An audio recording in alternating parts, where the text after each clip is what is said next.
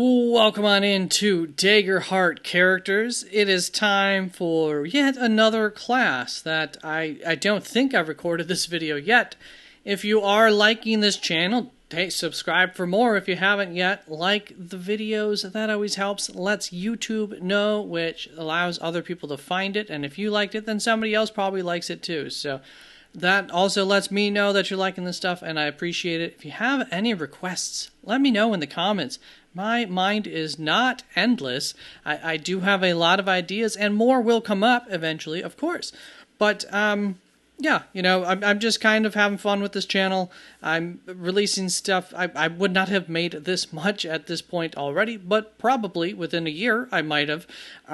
So I enjoy the process of creating characters, subclasses, classes, designing and building those for these games. I have a whole bunch that I have for DVD that I never published, and it feels so much better, even if it's only a few people, to get this out there for you guys to enjoy, hopefully enjoy. So, yeah, you know, let's get going. And of course, any kind of feedback, especially if you get to actually utilize this class and play it in game for real, let me know, because I do have this all in written up in a Word document that you can get access to by the link. Follow the link in the description. And if people come back with feedback and are like, this wasn't balanced, this was off balance, this character wasn't strong enough, which probably won't be a problem for at least a vast majority of them, this character was overpowered, I get feedback for that, I will go in and I will update it so that it is more balanced based off of any feedback that I get. So as long as I think that the feedback's valid. So obviously that's all encouraged, and just letting me know, just based on, hey, you know, you've played a few, you've played this and you feel like that might be a little overpowered, let me know, and I can always say, yeah, you know, I was thinking the same thing, and then go in and tweak something. The healer walks the edge between life and death, between comfort and consequence. Healers stand as guardians at the gates of the afterlife, wielding physical skill, emotional insight, spiritual awareness, and alchemical power to mend mind, body, and spirit. To be an arbiter of life is to be a judge of death. So there's my little write-up for it. Once again, this is the Midnight and the Splendor domains, as you can see from those little banners. Starting innovation would be 9, starting hit points would be 7. Class items I came up with were a small set of medical tools, bone saw, needle, scalpel, you know, those kinds of tools, or a bundle of incense. It's been a while since I made this one. I can't believe I haven't filmed this yet. That's crazy to me. I'll find out that I did. So, for the Healer's Hope feature, we have Stop the Bleeding. Spend 3 hope to clear a hit point on an ally within close range. And for the class feature, we have Healer's Kit. At the beginning of each rest, roll 2d4 and place them on your character sheet. The result of each die correlates to one ability you can perform on yourself or an ally. If it's a 1, you can clear a stress slot with that die. If it's a 2, you can clear a hit point with that, a hit point slot with that die. If it's a 3, you can gain a hope. And if it's a 4, you can clear a stress, a hit point, or gain a hope. Clear a stress, a hit point, or gain a hope. 1, your choice. You get your choice. Sorry, I read that weird and then that made it weird. Dice cannot be carried over after a rest. Clear all unspent dice before rolling for new dice. Healer subclasses, you get to choose from either the Plague Doctor or the Oungan. I don't know how to pronounce it, because I went full-on research mode for this one. Oungan or Manbo subclass. So I so apologize to anybody who is aware. But yeah, I did my best to be respectful. We'll get to that. Let's look at the Plague Doctor first. So nobody cares if I stereotype the Plague Doctor. So, play the Plague Doctor if you want to study the living, treat the dead, and weaponize disease. Yeah, I can't believe I did not film these. I cannot believe I haven't record a video for this class yet. I made it so long ago. I've made videos for many things I've created since this one. For the spellcast trait, it is going to be knowledge. For our foundation features, we have the first one is Plague Dice. When an adversary within far range is reduced to 0 hit points, gain 1 Plague die, a d4. You may hold a number of plague dice equal to your tier. Once per rest, you may convert a plague die into a healer's kit die. Roll a d4 as you would at the beginning of each rest for the healer's kit dice to determine what benefit it provides per the list provided under the healer's kit. You can expend a plague die to do one of the following. Roll it and add the result to a presence roll. If your intent is to intimidate or deceive, gain a +1 bonus to the result. Roll it when an ally within close range would mark their last hit point slot. If the result is a 4 or higher, that hit point is not marked. Or you can expend it and give the GM a fear to learn 2 pieces of information about a creature that you can observe, actively at this point in time, and you choose from this list which 2 you want. You can find out their unmarked hit points and stress, their difficulty and damage thresholds, their tactics and standard attack damage dice, and their features and experiences. So, as a doctor, these are things that, through your knowledge, through your analyzation of people, you might be able to pinpoint exactly about them. No, but you would be able to get a good idea. Mechanically, you're going to be able to pinpoint it exactly. And the plague dice becomes d6s at 7th level, and that was the reason for the wording of a 4 or higher there earlier, if you're wondering about that. And then for the second foundation feature, we have Arrive in Darkness. Gain an extra 1st level domain card from the Midnight Domain. That will bring us on to the specialization feature, which is Experimental Medicine. Oh yeah, this one's fun. At the end of each rest, you provide each ally, not including yourself, with 1 experimental medicine token. To use the token, they roll their duality dice. If the hope die is higher, they gain a hope. If the fear die is higher, the GM gains a fear.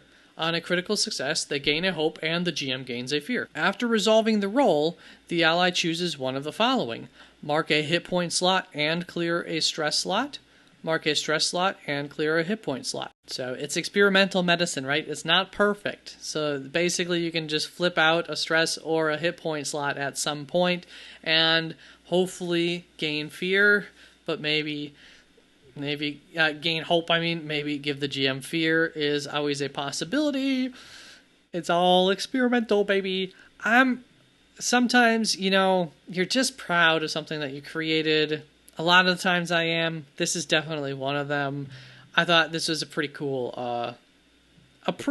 flavor. It all came together. Let's go on to the mastery features, where we have 2 of them. We have Final Will and Testament. Why don't we just look at that one first? Once per session, when an ally within far range is reduced to 0 hit points, you can transfer the remaining life force among your allies within far range. One ally can clear a number of hit point slots equal to the amount that the fallen ally had marked just before dropping to 0 hit points. Count the number of unmarked stress slots that your ally had. Allies may collectively clear a number of stress slots equal to that number. And count the number of hope that your fallen ally had remaining and distribute that hope among your allies. So hopefully I got that wording correctly there on what you're going to do, but you are going to take all of their remaining resources and spread them out. Doesn't matter what choice they made. They can come back at full hit points. This isn't talking to any of that. It's just saying, as your ally was dropping down, you took everything and you spread it amongst all the rest of your allies so that, no waste, right? And you're a doctor. That's kind of what you do, I guess. And then we've got Contagion Wave. Once per session, make a spellcast roll against an adversary within close range. On a success, the target takes severe damage. And here's where we're really going to get into spreading some disease here. 6 foot, guys. You got to stay 6 foot away from each other. Is that outside of very close range? Does this actually work for the 6 foot rule? I wonder. So then, any adversaries within very close range of the original target take major damage, 1 less. Then, any adversaries not yet damaged, but within very close range of those who took major damage, take minor damage. And then any adversaries still not damaged, but who are within close range of anyone who did take damage, must mark a stress. So there is this you could really get something out of this Contagion Wave, and what a fitting name for that. So I don't know. These are 2 really strong features. They're also 2 really fun features, and they're only once per session. So that I from what I understand, that should be like the lowest amount of usage. Once per session should be less than even once per long rest. I think technically it probably depends the session and everything, but more often than not, that is the case.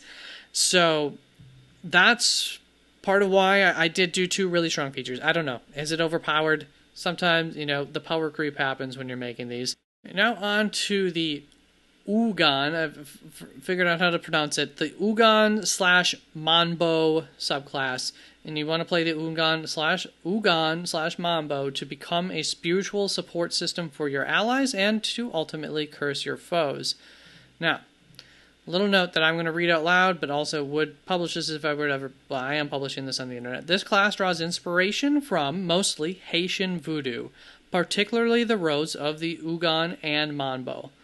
It is meant as an homage to the real-world spiritual traditions of healing, spirit work, and sacred leadership, not as an appropriation or a distortion. While cursing another individual is not considered a virtuous act, and I want to make that clear, voodooism does not support the fact, those who get into cursing others.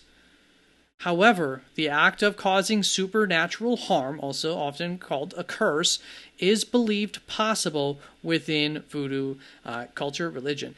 This aspect is reflected here as a narrative and a mechanical tension. It is neither a moral endorsement for such acts, nor is it a judgment or characterization of those who practice voodoo as a whole. We're trying to have some fun here, but also I did want to move a step away from, this is called a healer. I'm trying to stay within that realm of healer, not some Hollywood horror, class or anything like that. So I did try to remain respectful. I hope that comes through with this. I did do my research in coming up with these subclass abilities in order to fit the healer. Why?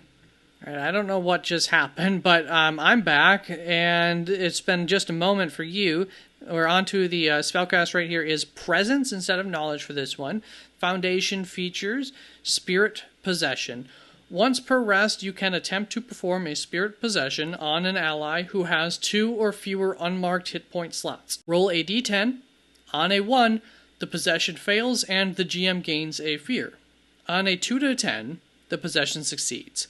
On a success, when your ally would mark a hit point, you can mark one of your own stress instead. You can clear more than 1 hit point from your ally due to any single source of damage.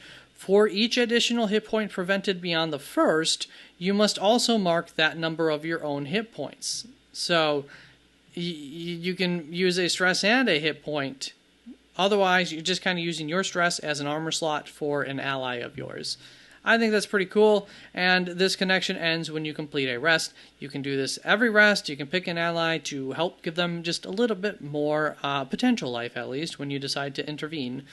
There is, of course, 10% of the time where it's not going to work, and the GM's going to gain a fear from that. And then you have the Devotee. You always come prepared, gain a +1 bonus to your stress slots. Giving you a little bonus stress to help out with using this feature. And then we've got our specialization feature, which is called, I don't know how, I think this is from French voodoo, actually, and I assume it's like dance. I don't know. It is what it sounds like. It is dance. Once per long rest, during a short rest, you lead a ritual of song and dance that inspires your allies, including yourself. Gain a bonus to one of your short rest moves. It does not apply to 2 moves, even if you choose the same move twice.